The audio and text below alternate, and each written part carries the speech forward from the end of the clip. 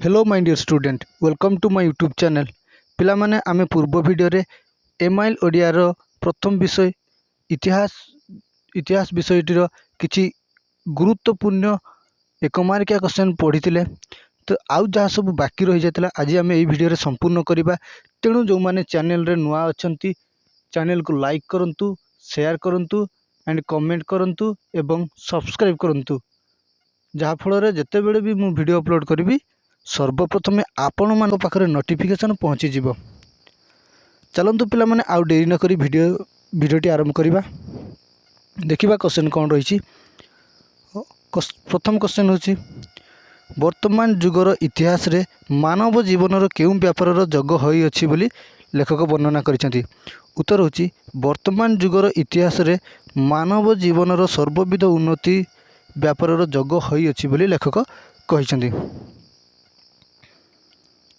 Question number 39 इतिहास जेपरी भाव में लिखित होना कहीं ताहा कहा उपरे अधिक उपकारिता बहु परिमाण निर्भर करे बोली लेखक वर्णना करिसेंती। उत्तर होची इतिहास जेपरी भाव में लिखित होना कहीं ताहा पठन प्रणाली उपरे ताहार बहु उपकारिता परिमाण रे निर्भर करे बोली लेखक वर्णना करिसेंती।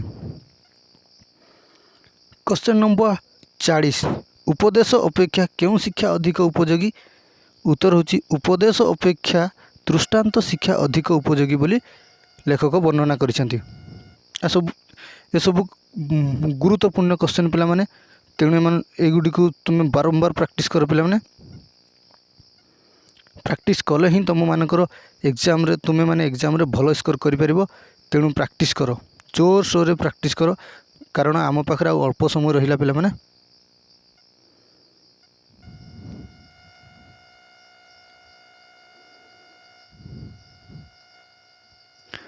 क्वेश्चन नंबर 41 विपरीत पथरे गमन कले कौन हम अर्थात विपरीत पथरे गमन कले गमन अर्थ चलिले तो विपरीत पथरे गमन कले कौन हम।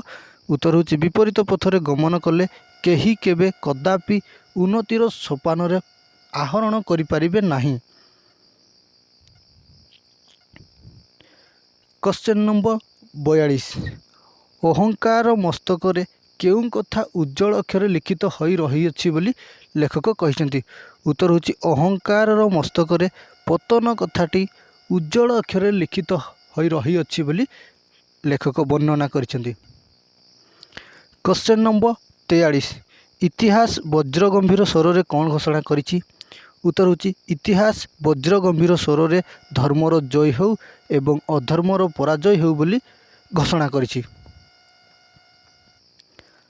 क्वेश्चन नंबर 44 अपरिणामदर्शी मानव पृथ्वीर कौन दर्शन करी अविश्वासी हुए।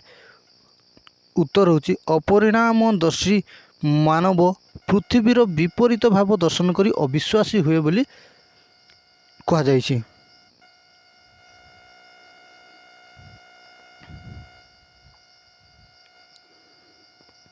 क्वेश्चन नंबर 45 इतिहास को केउं शिक्षक भाव में अभिहित करा जाइछि।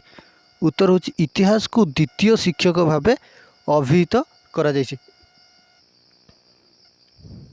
क्वेश्चन नंबर 46 केउं वस्तु लाभ करिबा पाई महापुरुष मानंकु कष्ट और यातना भोग करने को पड़ी ना। उत्तर होची प्रयोजनीय वस्तु लाभ करिबा पाई महापुरुष मानंकु कष्ट और यातना भोग करने को पड़ी। क्वेश्चन नंबर 47 केउ मानक संपर्क रे किंचित ज्ञान लाभ करने उचित बोली लेखक वर्णना करिसेंती।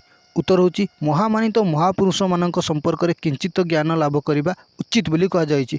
तो जो महापुरुष माने आम पई बलिदान दे जाइछंती तो सही महापुरुष मानक संपर्क रे आमको किंचित ज्ञान लाभ करने उचित बोली लेखक वर्णना करिसेंती।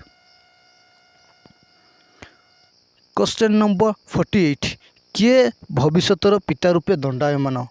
उत्तर होची अतीतर संतान भविष्यतर पिता रूपे दंडायमान बोली लेखक वर्णना करिसेंती। पिला माने ए सब मोस्ट इंपोर्टेंट क्वेश्चन गुरुत्वपूर्ण क्वेश्चन तेणु प्रैक्टिस करंतु।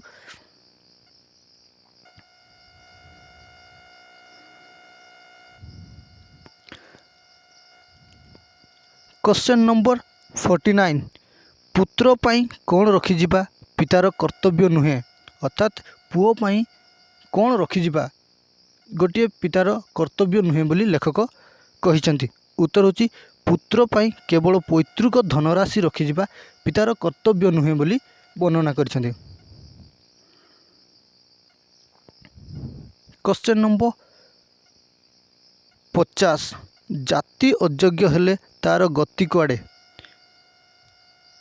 जाति अयोग्य हेले तार गति रसातल को बोली लेखक वर्णना करिसंती। क्वेश्चन नंबर 51 विधाता योग्यता थिबा लोकंकु कौन दियंती। विधाता अर्थ ईश्वर, तो सही ईश्वर योग्यता थिबा लोकमानंकु कौन देई थांती।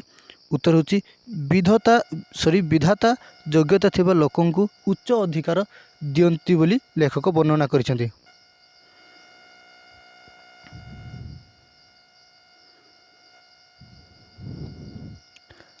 क्वेश्चन नंबर 52 केउं जाति कदापि सभ्यतार उच्चतर सोपान रे आहरण करि पारे नाही बोली लेखक वर्णना करिसंती। उत्तर होची नीतिहीन अनुदार जाति कदापि बा केबे भी सभ्यतार उच्चतर सोपान रे पहुँची पारे नाही बोली लेखक वर्णना करिसंती। क्वेश्चन नंबर 53 मनुष्यर अनुरागर कारण कौन। उत्तर होची मनुष्यर अनुरागर कारण होची स्वजाति संगे निकट संपर्क रखिबा होची मनुष्यर अनुरागर कारण। पिला माने आज आमे एही वीडियो रे हमरो एक मार्किया क्वेश्चन आमे संपूर्ण करि सारिछे। तेणु आशा करछि आपण माने एही वीडियो रे संपूर्ण भाबे बुझि जाइतिबे। जदि आपण मानकु वीडियो पसंद लागि थाए तेबे like share comment and subscribe करने को भूलंतु नहीं। Thank you very much.